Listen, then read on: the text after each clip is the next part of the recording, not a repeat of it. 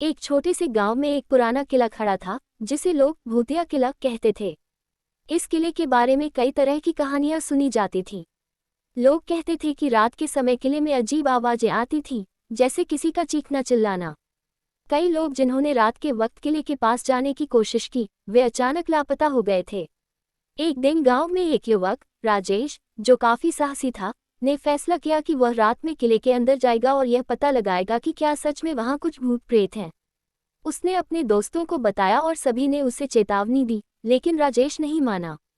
रात को वह किले के पास पहुंचा और जैसे ही उसने किले के अंदर कदम रखा, हवा में अजीब सी खामोशी छा गई। तभी एक ठंडी हवा की लहर आए और राजेश को लगा कि जैसे किसी ने उसका नाम पुकारा हो।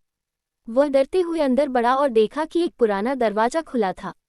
जैसे ही उसने उस दरवाजे के अंदर कदम रखा, अचानक दरवाजा बंद हो गया। राजेश ने डरते हुए दरवाजा खोलने की कोशिश की, लेकिन वह अटक गया। फिर अचानक उसके सामने एक भूतिया आकृति प्रकट हुई।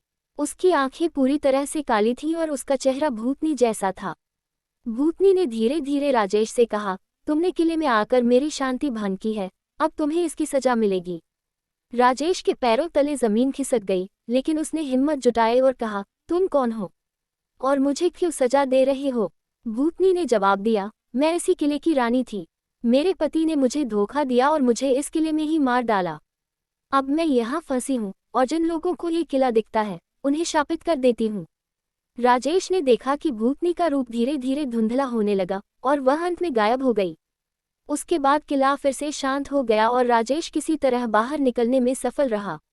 वह किला फिर कभी नहीं गया और गांव वालों को यह चेतावनी दी कि किले के पास रात को न जाएं।